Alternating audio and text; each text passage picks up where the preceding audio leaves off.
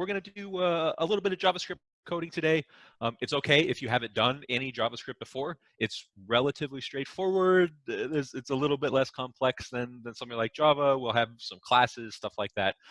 But overall, it shouldn't be too bad. I have a little sort of intro thing as well to sort of the basic JavaScript style programming. So it's mostly what you're familiar with if you've done things with Java before. So the two sort of things that I want to make sure that you have available is the Pixelbox.js library and the GitHub project. So Pixelbox.js, it has an editor, it has a sort of an API to help us sort of draw stuff on the screen and that sort of thing. I know that on Windows, when you go to do the setup, it'll tell you it might be a malicious file. I think that's just because it's not an actual Microsoft installer. It's just sort of an executable that puts something on your system. In essence, what you're actually installing is the editor, and we'll see that here in a second. The actual library itself, you can go to the Pixelbox GitHub page. You can actually just download the library without the editor if that's something that you want to do. Instead of get the editor.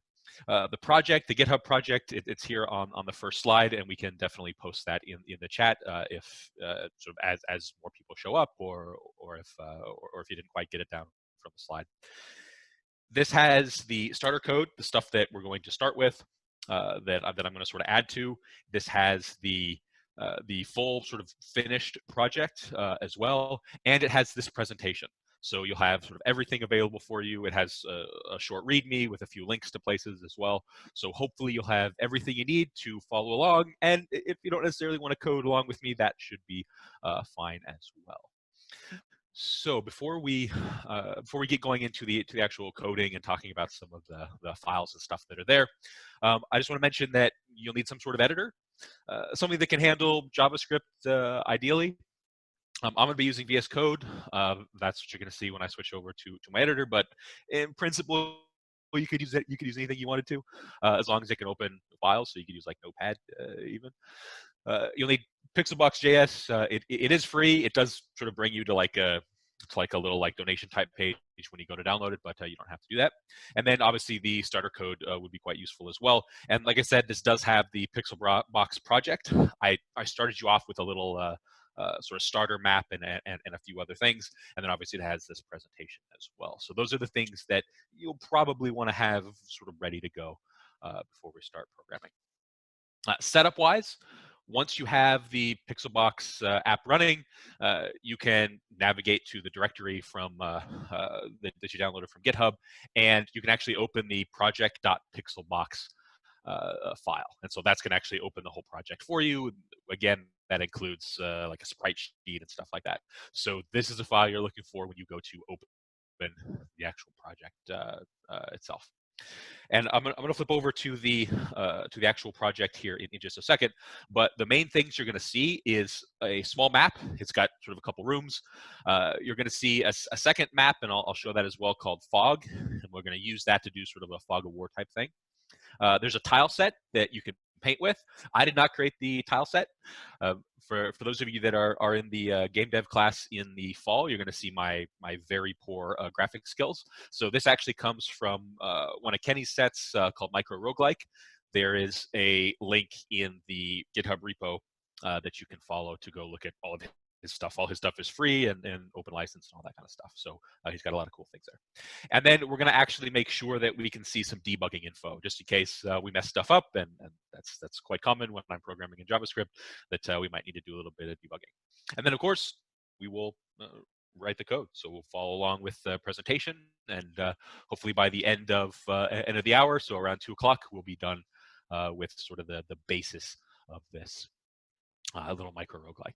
So let me go to the actual editor itself. So this is essentially what you see once you open up the project. Over here on the right, this is the tile sheet. So there's a whole bunch of tiles in here. We're only going to use a few of them. Specifically, we'll add a character one, we'll have an enemy one, that sort of thing. The map is here. It's set for 64 by 64. Obviously, I'm not using all those tiles. I just created a couple of rooms. And we also have a second map. So this map is just called map. We have a second map called fog. And if I open that one, it's all black. So I'll talk about how we use that to make sort of a fog of war style thing. So this is something that you could just mess around with. There's all sorts of brushes for you to paint stuff. So if I pick on a tile somewhere, I can paint a whole bunch of stuff in. So very easy to create a tile map style sort of visual for your game using this tool. And when you run the program, this is the window that pops up, the stuff that you've drawn in your tile sheet. I mentioned in the slide that you should do debug dev tool. So if I go to debug, I have dev tool here selected. So it has the little filled square. So that, again, that just brings up some of the sort of debugging stuff in case we have any issues. You can turn that off if you want to, but it can be quite useful. Otherwise, if we click run, we should be able to see the, well, for now, it's nothing because we also have that fog map in there and we haven't written any code for stuff. So the window for your game will be here, and the debugging stuff is in this developer tools stuff here. So we will be messing around with sort of both of these as we go through the lecture today. So let's talk about the starter stuff. And I also have a little slide here with the actual sort of description of the little tile set and map area. Okay, so let's do a quick intro to JavaScript first. So as far as things like control flow and creating variables, it's going to look very similar to other languages that you probably used if you've never used JavaScript before. For the most part, for the variable declaration, you're not going to need any types or anything. Most of the time, we're going to use this keyword let. So we'll something like let value equals 0. JavaScript basically figures out what the type is. It would sort of realize that it was an integer here. Control flow, same as other languages that you've used before. I think later on we're going to use like a for each loop, which looks a little bit different. But for the most part, this should be pretty familiar for any of the loop stuff that we might have to write. Functions, we will be writing some functions actually within classes. I don't think we have any outside of classes for this lecture. But if you do need to write a function, you just preface it with function and whatever the name is. There is no return type, but you can still return a value. So you can return whatever you want to from this. Classes are something that was introduced in ECMAScript 6. We will be using classes. That's essentially what all of our sort of main files of this program are going to have in them. When you add a constructor, it's just a sort of a function called constructor. Other functions, they don't need anything at the start of it. You just use the function name. And then to make something like a field in a JavaScript class, you can just do something like this. So this.x equals 0. X is now a field that is part of this class. So what this means is you're going to have this basically everywhere. That's one of the things that I'm not a big fan of in JavaScript. But we're going to see this all over the place. And I'll probably miss this now and then as well. So that's why the debugging stuff is quite useful. So this is essentially what our classes are going to look like. We're going to have essentially like one for the camera and the character and the enemy and stuff like that. So we will be essentially filling in classes as we go along. But sort of overall, the structure will be similar to what you are used to from a language like Java. All right, so Pixelbox.js, it's very minimal. And that's one of the things that I like about it. It's not one of these sort of heavyweight editors and libraries and stuff. It's just, it lets you create some simple graphics. You can create levels with the tile map editor. There is some sound and music sort of editing capabilities as well. You can create a project and then run your game in just one click. You click run and you got it. So it's free, it's open source. You can go to their GitHub page and download a bunch of stuff. A lot of people use this style of library for things like game jams. So there's a couple games here that I put links to. I think the itch.io page has a few more games in there as well. But some of these are just sort of platformer style games. They don't have a lot of sort of buttons you can use. You have sort of the standard left, right, up, down, and then like A, B. So think of it more like a game that you would create for something like Game Boy or something like that. Game Boy or NES or something is sort of the niche that it sort of sits in. There's lots of libraries out there. This is just one that I found and sort of happened to like. There's not a ton of documentation. There are some sort of sample projects that you can go take a look at, and the couple of games that I list here in the slides, their source is all online as well, so you can certainly go take a look at those too. I find it to be quite useful. Like I said, it's small. You can easily put this stuff up on a web page with essentially without any trouble at all.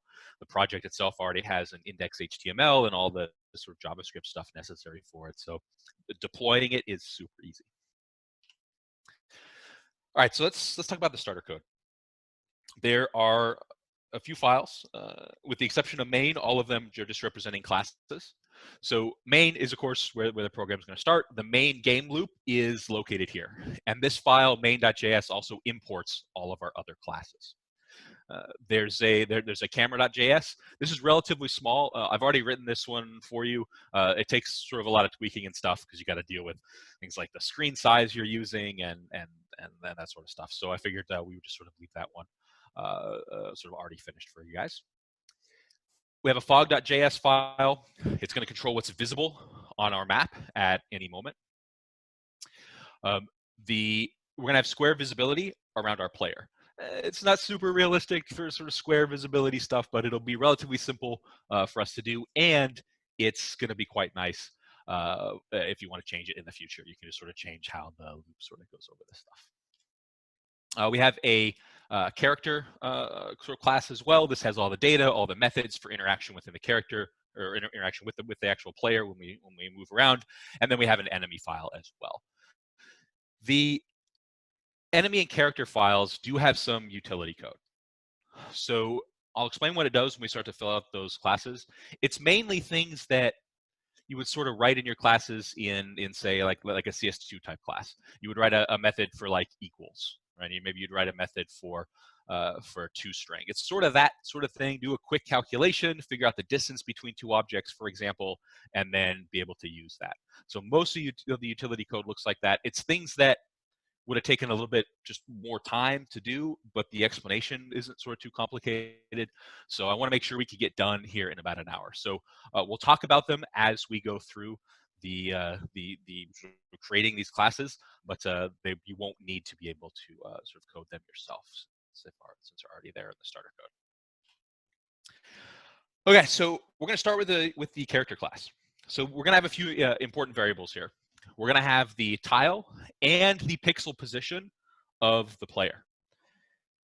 We keep both of these around, sort of the row column and the pixel position of the player, because some of the Pixelbox.js library calls need a pixel position to draw the sprite, and some of them need a tile position if you want to see what is there.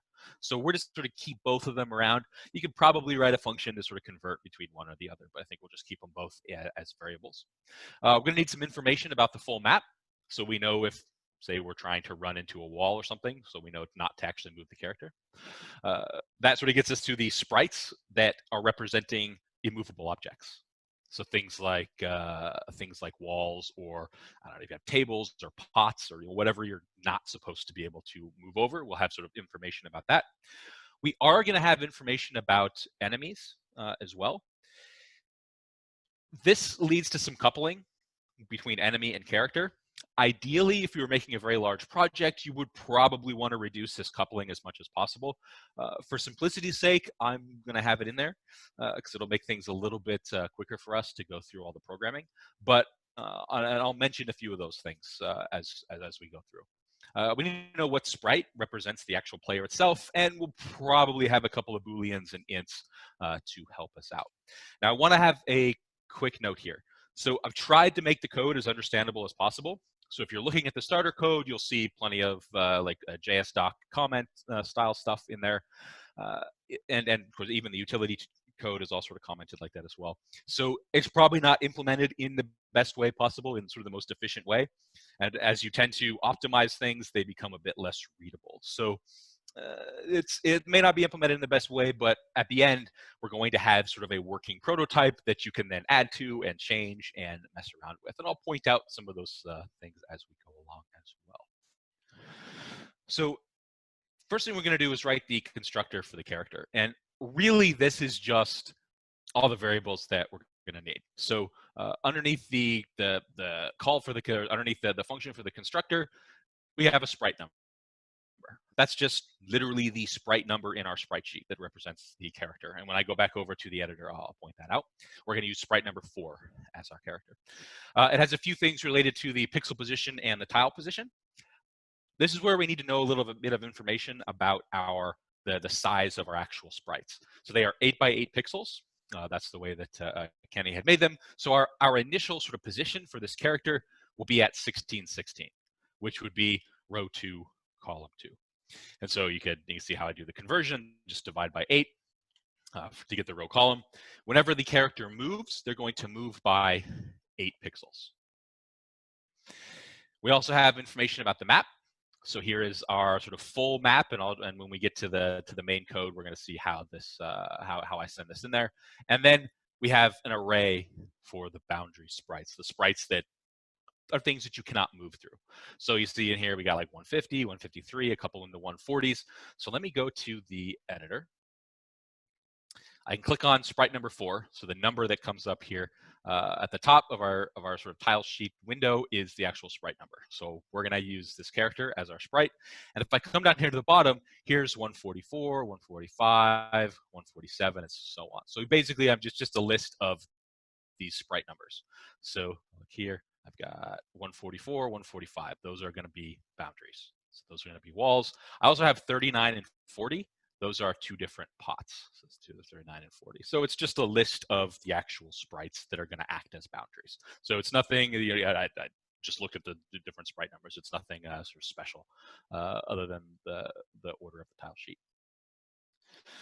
And then we also have a list of the enemies, and this is where some of that coupling stuff potentially could come in. You probably want like some sort of a game manager to sort of help you out with this sort of thing. But for now, we're just going to make sure that the player itself knows about all of the enemies, so it'll make it a little bit easier for us when we do some sort of attacking stuff. So I'm going to go into VS Code. And I'm in the character class right now. So in the starter code, this is essentially what you end up seeing. I've outlined the methods themselves. So you have constructor, we have an update method, we have a move method, there's also an attack method here. And then we have some of the utility codes. So as we use this, I will point some of those out. So in our constructor, every time you see me use this, that means that I'm essentially making a property inside of this constructor. So I'll do something like this dot sprite number, and I'll set that to 4. So that's part, and I'll do that for the rest of them. Obviously, on the slide, it has the actual code as well, so you can certainly follow along with that or follow along with me. So create, yeah. So we'll do row. And this is just going to be the y divided by 8. So this, which I do often, will give you an error when we actually try to run the program. And we'll have a move amount, and that's going to be 8 as well, and a couple more. So we have 2 parameters that come in. So we have map and we have enemies. So this dot map is just going to be the map, and this dot enemies is going to be the enemies. And then I'll make this dot boundary sprites, and this is an array. It's the JavaScript is very simple at creating arrays. You just need to use these square brackets to do it. So I got these, and it doesn't really matter which ones you make the boundary sprites. It just depends on which sprites you're actually using. So I just have my list of them here so I don't forget those. You'll see me put semicolons. You don't actually have to do that, but it's habit. So that's our constructor. Our enemy constructor is going to look pretty similar to this. This is a situation where you could probably use some inheritance, but for now, we're just going to sort of try to keep it as simple as possible. So we've got our constructor, so we got all the data that we need. The next piece is going to be the movement. So we want to be able to, relatively simple, move our character around with the arrow keys. So we're still in the character class. I want to go to the move method. And you see that we have a direction variable that comes in. That's going to just be a string, and we're going to set that up inside of the actual sort of main file, the actual main game loop. We're going to use a method that I've already written for you called getTile. So getTile just looks in the particular direction that you want to move, and it gives you back a tile object if you can move there, or it gives you back null if there is actually no tile in that location. So chosen is going to be a tile itself or null. If it's null, then we're just not going to do anything. We're essentially just going to return from this move method. So chosen is null, then we're done. Move is going to return whether we actually moved or not. That's why I have the return false here. We're going to use this to help us sort of keep a sort of turn-based movement system. So if we move, then the enemies can move. So we're going to return false in this situation if there is actually no tile in the map in the location you're trying to move to. The rest of it is just updating the row and the column, the X and Y pixel position, and we'll actually update the tile as well. So the character is going to know row column, X and Y pixel position, and the actual tile they are on top of. So we'll add a little bit of updating stuff in addition to a little check to make sure we actually have a valid tile. And then essentially after this, we can go to main, add a few things, and we'll be able to move a character around. So back in the character file, in the character class, we're going to add this in. So I'm going to use let here. I'm going to say let chosen. That's my chosen tile. This dot get tile, and we're going to send in the direction. So if we look at the get tile further down, it does a few things where it has a switch and it just looks for where you're actually trying to move to, and at the end it returns back a tile from the map. So you can take a closer look at this, but essentially you're just getting back whichever tile is in the direction that you just press the arrow key for. We'll add in that little check that I mentioned. So if chosen, for whatever reason, comes back as null, then we're just going to return false in that we didn't actually move. And then we'll do all of the updating stuff. So we will have some more ifs here in a moment. And then we're going to actually do the update. So we're going to update our position. So we're going to update, say, the row, and this will just be the chosen.x. That's actually the that'll be the y. It'll be the chosen position, the chosen tile. Its y is actually the row, and this dot column is chosen.x. Then we'll update our specific pixel position, which is just this dot column times 8 for the x, and this dot row times 8 for the y. Just converting it back and forth between pixel and row. And then I'm going to save the tile as well. We may not use this much, but we can at least have it ready for us. So we'll do this.map.get. This is how you get a tile from the actual map itself. And we can do this dot call and this dot row. It goes column row when you use get. If we moved, if we actually had some movement happen, then we're going to return true. So we know that we moved, and that if any enemies need to move, they can do so as well. All right, so back to the slides. Let's go over to main. Main already has a function outlined, as well as all of the imports that we're actually going to need for this. So the main stuff that we're going to add here is related to this function, this update function. This runs every frame of your game. So this is your main game loop. If you've used things like Unity before, this would be equivalent to the update function in any sort of game objects that you create, anything that derives from a mono behavior. So this is what runs every single frame. So we're going to have some imports. We'll have some sort of setup code right above this function. And then in the function, that's where we're going to have calls to check if we press the key or if we need to draw stuff, that sort of thing. Okay, so we're going to start with grabbing the background. So this is a function call from the actual library itself, get map.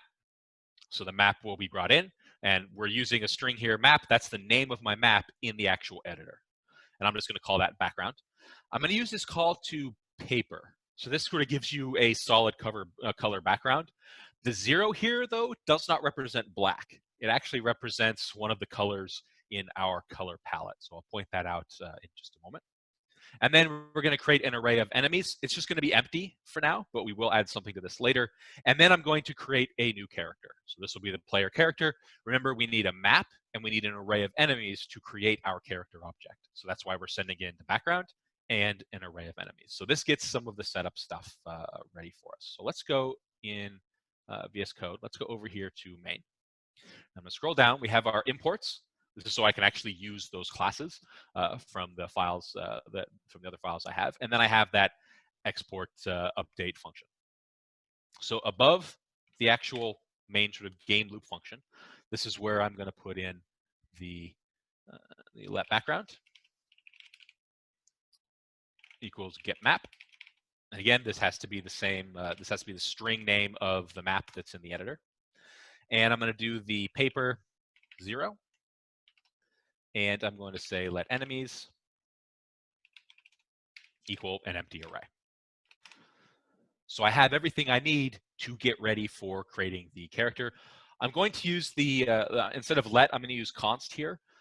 This just means that after I set this this variable C for my character, that I can't change it to something else. Otherwise, it functions the same way as let. We'll say new character. It's the name of my class, and I'll put in background in here and enemies. So I have this set up. I have a character. It's going to be at pixel location 1616 when it gets drawn into this world. So let's talk about that. Let's talk about drawing all of our stuff, all of our characters and maps and whatever other stuff that we're going to need in the future. How do we do that in this update function? Okay, and then I have a few pop-ups here. It's pretty much the stuff that I sort of talk about. So if you come back and look at this later on, the pop-up should help sort of explain what's going on. All right, so I'm going to create one more variable before the function called moved, and then I'm going to write the code that actually is going to move us. So this btn things, right? I have if btnp.up, and then I do some stuff. So this btn, this is how we figure out if a button was pressed. So Pixelbox.js actually only supports up, down, left, right, A, and B. So like I said at the beginning, kind of like sort of Game Boy type buttons. Button P and button R are checking if it was pressed or released during the current frame. So we're just going to check if it was pressed. If it was pressed during this frame, then it triggers. If we just used btn, which is actually when I was first coding this, that's actually what I started with, it will actually trigger this multiple times depending on how long you hold it down. Whereas button P, btnp, only triggers it once because you can only press it a maximum time of once per frame, unless you're really fast, I guess. So we're going to add this in, and I'll sort of explain what this is going to do as we go through. So we're going to check for a button press. That's basically what this part's for. So up here, I think I used var for this. It shouldn't matter if you use var or not, but I'll be consistent with the slides. So I'm going to have this start out as false. So moved is false, and then we're going to do our checks. So if btnp, so the button was pressed, and oops, nice autocomplete.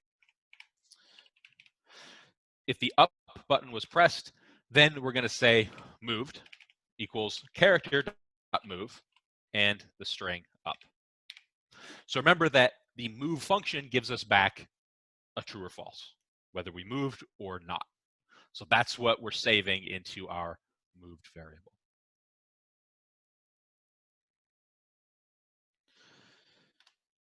And then I'm going to put a few else ifs in here for the rest of the buttons. So I'll have btnp dot right, and we'll do the same sort of thing. So I'll probably just copy and paste the rest of these in here and just right. Typically, and those who have been in my classes before know that if you find yourself copying and pasting a bunch of stuff, there's probably a better way to do it. But again, I want to make this as sort of straightforward as to what's going on as possible. So we're going to leave it like this for now. So just make sure to change all of the values here. So we've got up, right, down, and left. So that's getting ready for determining if there was some sort of movement on this actual frame of the game itself, whether you pressed an actual button. So that's the movement piece. This is going to be very common. Any sort of game you would create with this library is going to have something that looks like this. After that, after all of the input stuff, so all the input stuff is here, we're going to have some of the drawing stuff. So the first thing I'm going to do is CLS. This clears the screen. So CLS clears everything so that we can draw everything again. So essentially every frame, we're drawing all of the tiles every single time. Now, the nice thing about Pixelbox.js is that it is very fast at doing this. It is quite nice. And then we're going to draw the background at pixel 0, 0. So in other words, starting in the upper corner, draw the entire background. So it draws a specific object at a specific pixel coordinate. We're going to use the same draw function or the same style of draw function for sprites and stuff as well. So that's why we need to know pixel positions for stuff. We are going to need to write this update function, but it's going to actually be very simple. So let me go back to the code, and right below our movement stuff, we're going to say CLS. So that's going to clear the screen. And then I'm going to say draw, and we're going to draw the background.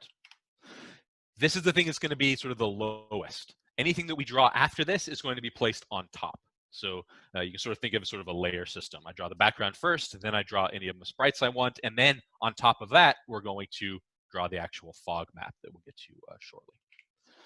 So there's my draw. And then I'm going to do c.update. Now, we don't have the update function filled out yet in character. So if I go to the character class, we don't have update here yet. But like I said, it's going to be simple. In here, this is where you might put animation stuff if you were going to have some sort of animation. But for us, we have a draw method that I created inside of the character class that just uses this call here. It's a call to sprite, which is essentially drawing a sprite on the screen. You put the sprite number and the X and Y pixel position. So essentially all we're going to write, because I already wrote the draw function for you, all we're going to write is this .draw. So update just draws the actual character. And again, if you wanted to add more stuff in here, you certainly could. Animations type stuff would be common for this. So draw's already there, but it is important. Anything you want to draw on the screen, any of this particular sprites from the sprite sheet, you want to draw on the screen and have them move around or anything, you're going to use a call that looks like this. Then, like I said, for us, update is just going to draw the sprite for us. So back over to update, we're going to use this .draw, and this is how I call functions from within the same class. You do have to use this. It's the reason why this is essentially everywhere in JavaScript. So again, the draw is clear down here at the bottom. So the draw function is right here. So that's what we're actually calling. Okay, so this should draw our character on the screen. Check here. We're going to flip over. Yeah, so we'll add the boundary stuff in just a moment. So let's go back over to the editor itself. The paper 0 that I mentioned a couple slides ago, that comes from this palette PNG. So this palette PNG is literally just an image with 2 pixels. It's got sort of the dark, sort of almost black pixel and a white pixel. So when I say paper 0, it's going to fill all of these spaces in here that don't have actual colors in them or any other tiles in them. It's going to fill all of those with the first color in my palette. So that's why a paper 0 picks from palette.png. So you can put whatever colors you want in here. Typically, they are the same colors that you use in your sprite sheet. So whatever palette you use to create your sprites. So if it was like a Game Boy palette, you'd have the various sort of grayish green style colors that you can have. I think there was like 4 of them in Game Boy. So that'll fill in all the places where we don't have any tiles with that particular paper color. So I think I have everything saved. So let's see what we got here. Okay, so this is what I get. If you want to change the size of this actual window itself, you do that in the project here. You can update the settings to change how big that window actually is. For us, the sort of default size that I have it here is just fine. There are no sort of errors or anything. They would pop up here in the debug window. So essentially, I'm ready to go. As long as this is focused, I should be able to use, I think WASD should, maybe it doesn't work unless you set it. I think you have to set something specific. So it looks like just the arrow keys are what I've got moving around. So I can still run into walls, but if I keep pressing down, for example, along this wall, I actually don't move there. That's because in our actual tile map itself, our actual map, there is no tile there. So it's actually null. And in my code, I said, if the chosen tile I want to move to is null, then don't move. So that's why I can't actually move past any of these walls, because it's actually null outside the walls. The other thing to note is that I can keep moving my character off the screen. There's nothing in here that follows our character around. So that's something we're going to have to change. So the first thing that we're going to do is make it so that our character can't move into walls. So this is where that array of boundary sprites comes in handy. Any of the sprites that we designate as being a boundary that we can't move into, we're just going to check, is the chosen tile, the one that I'm trying to move to, is that a boundary sprite? So I'm going to close out here, head back to the slides. That's what I'm going to do here. So this is our move function inside of our character class. So here's all the get tile stuff, the if chosen is null, here's the actual updating stuff. So we're going to check if the chosen tile is a boundary tile by calling this boundary check method. So this is one that I already wrote for you. It just goes through, it basically just loops through that array that we wrote and checks and see if the tile I'm trying to move to is actually a boundary tile. So if it is a boundary tile, so if we get true back from that, then we're not going to move. We're just going to return false. So similar case if chosen is null. I separated these out. In principle, you could throw this all into one sort of if statement or a switch or something. But in principle, to make this sort of relatively simple, we're just going to have a bunch of ifs in here to do things. So let's go back to the move for our character class. And the if that we're going to throw in is that boundary check. So I'm just going to put it like in the slides, put it right underneath the one for null. So I'm going to say if this dot boundary check, and I'm going to send in chosen. So it's my chosen slide, my chosen tile. If that's true, then we're just going to return false. So the boundary check is down here. It actually does this sprite check thing. I'm not sure why I broke these up, but it just does a sprite check, which again just looks through. It grabs the tile you're trying to move through and essentially just looks and see is that included inside of the boundary sprites array. So behind the scenes, there's an error. There's a loop and stuff that happens with that. So that's all it's doing. So if we go back to our actual game here, we can see that whenever we move, I can no longer move into the actual wall. The doors, those are completely fine, of course, but I can't move into the wall or any sprite number that is within the array that I created. So that is the main thing for the character. In fact, there's not a whole lot more character stuff that we actually need to do, which is definitely kind of nice. Then you have a few pop-ups for what boundary check does. All right, so I already wrote the simple camera for us. Essentially, it just takes a target, which is going to be the player, and it keeps that player within sort of a box. So it's not a tile by tile follow. That can get a little bit annoying if the camera's sort of moving every time the player moves a tile. So it's not a tile by tile follow, but it will sort of keep you within the character within a specific region in the screen. So I'll show you how that works. There's lots of stuff that you can do with this, lots of different ways to handle a camera.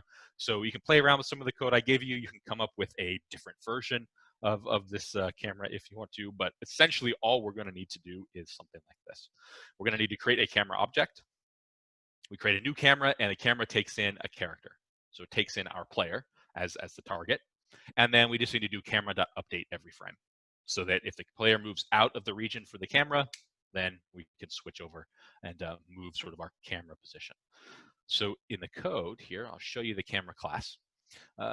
It deals with some of this sort of screen height and screen width stuff. So it's basically just checking, it's getting the position between the character and the actual camera itself. What is that position?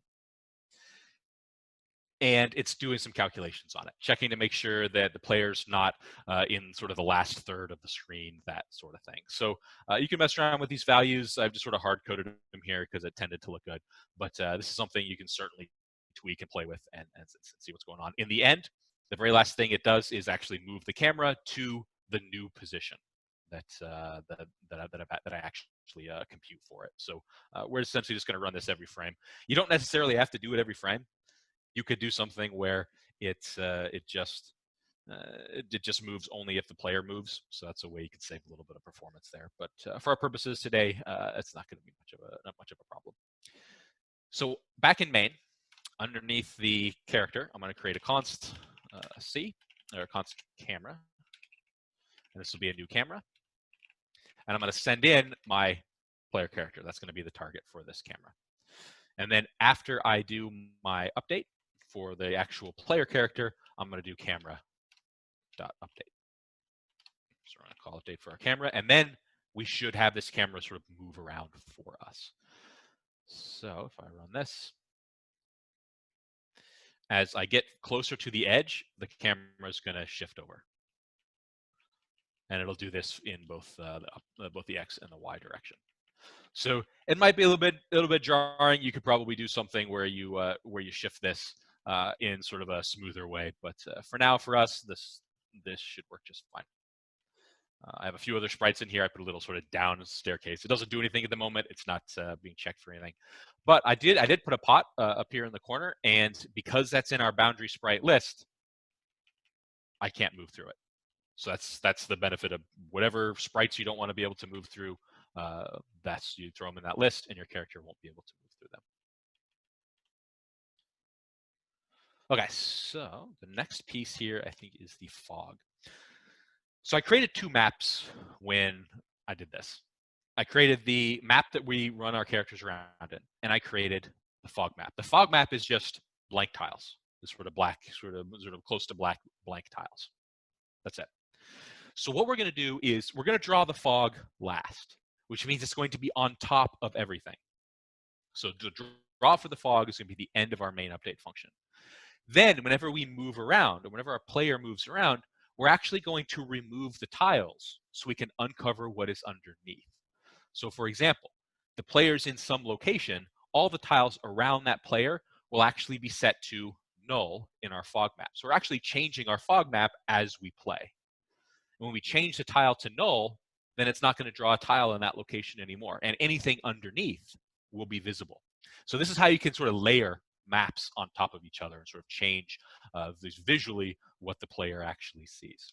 So I did write the fog class for you. I wanted to make sure we had enough time, and we're definitely sort of getting short on time at the moment. So I want to make sure we had enough time to get to the enemy stuff. So we're just going to throw the fog in, and you can take a look at how the fog works a little bit later on. So we're going to throw this into main here. So I'm going to create the fog first. Put it down here. So we're going to say const fog. This is going to be new fog, and it takes a map, which is going to be our fog map, which I need to create as well. So we're going to say let fog map equal get map fog. So we're going to grab the fog map. We're going to create our fog map. We'll create our fog object. And then down below in the actual update function itself, the very last thing we're going to do is say fog update fog, fog.update fog. And we're going to send in our character. So it'll update the fog based on our player position. And the very last thing is the draw. So we're going to draw the fog map starting at 0, 0. This is only a square fog. So if I come back here, click run, this is only a square sort of visibility, but as I move, it'll uncover. Now, it doesn't recover the areas that I've already explored. That's a design decision that you might want to make. It wouldn't be difficult to do. It's just I didn't put it in there. But as we move, it'll uncover this area that is around our player. And you could do a lot more complicated stuff with this. Make it clear out entire rooms, for example. As soon as you enter the room, you know everything that's in there. So you can make it more complicated. But for now, it's just a 5x5 sort of area. So sort of 2 on each side of the player. Maybe there's 3 on each side. So it's some of that. You can mess around with the values inside the fog class if you want to change the actual visibility radius. All right, so we really only have the enemy stuff left. So the nice thing is there's not a whole lot here. It's going to be relatively similar to our actual player character itself. So this is sort of the intermission here. At this point, we've got a working game.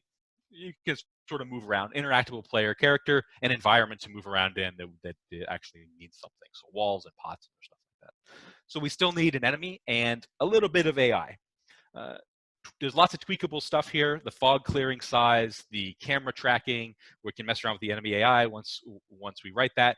Ultimately, you're going to tweak this game as much as you want. If you're making a sort of a real thing out of this, oftentimes dev studios spend years before and after their game releases tweaking it. All you got to do is look at things like Fallout 76, for example.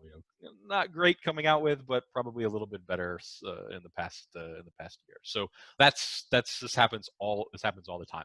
Playtesting, of course, is obviously going to be important, but there's lots of tweakable stuff, and it's always useful when you're making a game to ensure that you have the ability to do these kind of tweaks, because rarely the first time you write some of the stuff it's actually good. Usually you got to mess around with it. Okay, so let's write the enemy. And for the most part, I'm going to take what was in my character constructor and sort of copy and paste it over there, because we need most of the same stuff. But I am going to have a little bit more that the constructor needs. The constructor is going to take a row and a column. That's going to be where we put the enemy. It's going to need to know about the player for the AI to work properly. And we're going to need to know about the map in sort of a similar reason that the player needs to know about the map, because we don't want the enemy sort of walking on walls and stuff like that. So let's go over to the character class. I'm going to copy and paste what I have in there, and then we'll make a couple of changes to it. That way we don't got to sit there and write it all out. So I'm going to take this stuff here. I'm going to move this into the enemy constructor. Now, I didn't put in the parameters for the constructor here, so we are going to have to add those in, and we'll make a couple changes as well. So the sprite number for the enemy is going to be sprite number 20, so it's going to look kind of like a snake. It's going to take in a row, a column, a player, and the map itself. So for the most part, things like the boundary sprites, they might be different for enemies if you don't want them to go through different stuff that maybe the player can, but we're going to leave it the same here. For this dot enemies, we're going to replace that with player, so that we know what the player is actually doing. The map is fine. We don't need to move them out. I'll show you why in a little bit later. And then we're going to change a couple of these here. For the row, we're just going to take it as a row. And for the column, we're just going to take the column. And then the X and the Y are going to be based on the row and the column. So I'm actually going to move them below here. So they'll just be, the X is the column times 8, and the Y is the row times 8. So pretty similar. This would be a good situation to have some inheritance here, maybe some sort of top level sort of entity type class, and then you can make a couple of classes. You wouldn't want sort of deep inheritance to this. You'd probably want just some minimal inheritance to make this work well. But otherwise, I think that's all we need for those. Actually, let's grab the tile as well. So this .tile is this .map.get, and we're going to grab the column and the row here, just so we know what tile we are currently on. So like I said, enemy has pretty much the same data as the character, so again, some inheritance could be useful here. So movement-wise, and this is going to be relatively simple. We're just going to use the Euclidean distance. I already have some of these coded up in the actual enemy class. We're going to use a couple of values to help us out. I'm just going to hard code them, but they're essentially a view distance and an attack distance. So if the player character is within 1 square in the cardinal direction of the enemy, then the enemy would do an attack, for instance. The enemy's not going to move at all unless the player character shows up in a view distance. So whatever view distance the characters, if the character is in the view distance, so the Euclidean distance is within the view distance, then we're going to do a move. So in other words, the enemy's not going to notice the character until the character gets a little bit too close. So to do that, it's going to be relatively simple. We're just going to add a couple of lines for computing the distance between the current enemy tile and the player's tile. So that's why we needed the tile for the player. And then check and see what the distance actually is and sort of how that is going to affect what the enemy player actually does. So I'm going to say let distance. This dot, we're going to use compute distance. This dot tile, so that's the tile the enemy's on, so that's sort of my tile in that sense. And this dot player dot tile. So the distance between those two tiles. If that distance is, say, greater than 5, then we're not going to do anything. We're just going to return. And the move here doesn't return anything specific, so we can just return. If the distance, I'm going to put less than or equal to 1 here. It should just be equal to 1 if it's right next to you in the cardinal direction. But you would do something with attacking. And right now we don't have the attacking stuff filled out, but you would do something for attack.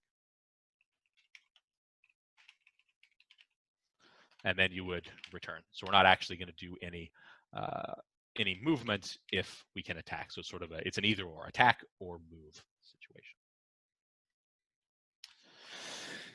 So then the question is, which tile do we actually move to? If we're going to move, which is the sort of the main thing with this method, where do we actually move to? This is where we're going to look at all the tiles around us, all the possible places that we can move, and whichever one is closer to the player, that's the one we're going to move to. So I wrote this function. It's going to get the closest tile to the actual player of the 4 that are around you, called getTile. So all we have to do in the code is we'll make a variable called chosen. So let chosen equals this dot get tile. So that's one of the tiles that is closest in those around you. If there's a tie, I think it just picks the first one. I think so. I have to look back in the get tile, but it doesn't really matter if there ends up being a tie. And then as long as chosen is not equal to null, so as long as chosen is actually a tile, then we can just move ourselves there. So I can say this dot row equals chosen dot x, this dot column, actually the row should be y, chosen dot x, this dot x, and this dot column times 8, and this dot y is this dot row times 8. And we'll make sure to update our tile as well. So this dot map, dot get, this dot column, this dot row. So we're just updating that data related to where we are. So that's how we can actually update our enemy player. So that is here, and I have a few pop-ups for this. So getting the closest tile, updating all of our data. So we just have a tiny bit more to go. We're actually almost done. We have to be able to draw the enemy and create an enemy inside of main. And then we're basically there. So let me hop into here again. I'm going to go back to main. And just like we've done for the rest of our classes, we have a constant. And I'm just going to call it enemy1. Of course, you'd make as many enemies you want for a particular level. And this is just going to be a new enemy. And I'm just going to put it at 618. You could have another way to do this, but just so the column and the row. So 18.6 for the column row. And then put the map as well. So I have the enemies placed in some row column, the character, the player essentially is what I need as a reference, and the map as well. So that creates our enemy. We need to put that enemy inside of our array. So we do that. So enemy0 equals enemy1. And then we just need to update our enemy stuff. So after and we'll probably put it, let's put it right after the character.update. So we're going to check if we moved. Then we're going to do a couple of for each loops. So assuming we have tons of enemies, we're going to say enemies dot for each. And this will kind of look like Lambda syntax, but it uses an equals. Because it kind of looks like Lambda syntax from Java, but it uses an equals instead. So it's an equals and then a greater than sign, and then a pair of brackets. I'm going to do e.update. So essentially, this is just doing the update function for each enemy in that array. So it's sort of your standard for each loop. So if we moved, if the player moved, then we update all the enemies. And I'm going to set moved equal to false. So we're ready for the next time the player moves. And then after that, so we update all the enemies, but that didn't draw them yet. So now I'm going to say enemies dot for each, so another for each loop. And I'm going to use the same style, the same syntax, and we're going to see e dot draw. Now we haven't written update yet in our enemy class, but that's just going to be move. So if you want to do something else when you update the enemies, maybe they have to reload a ranged weapon or something, then you could always put that in there as well. But for now, it's just going to be move. So in the enemy class, for update, we're going to say move, which should actually be this dot move. Okay, yep. And a few pop-ups, and good. So here is our actual run here, and hopefully we don't come up with too many errors. So here is our player moving around, camera moves, fog moves. As soon as we get close enough to the enemy, then the enemy starts moving towards us. Now, right now, if we move down, our player actually moves into the enemy square. So we can fix that, but since we're just out of time, I'm going to. It actually is fixed inside of the full code, where if we try to move into the square where the enemy's located, then we actually attack the human player. The character actually attacks rather than moves. So that's something that you can certainly add in. But that's sort of the basic for this sort of tile-based sort of using Pixelbox.js. The sky's the limit here. For next steps, we didn't add anything with health or any of the attacking type stuff, so you can certainly do that. There's easy places to throw in attacks. You can create more levels. You can have one large map with a bunch of different sort of separate floors that player gets teleported between, or you can have multiple maps that just get drawn at the appropriate times. You can implement some better designs. A finite state machine would probably be better to handle turns rather than relying on sort of a moved Boolean. Some inheritance would probably be useful, so you don't have to redo a bunch of code. But hopefully this is sort of relatively simple enough. And with the slides themselves, with the starter code and the full code, I know I went a little bit quick here since we definitely were on sort of a time restricted time. Hopefully with all of this info, hopefully you can expand on this if you want to, or find some other use for the library. Start a different sort of tile-based game and just sort of mess around with it. So that's basically it. I hope you guys got a little bit out of this, and if you have questions, you can definitely let me know.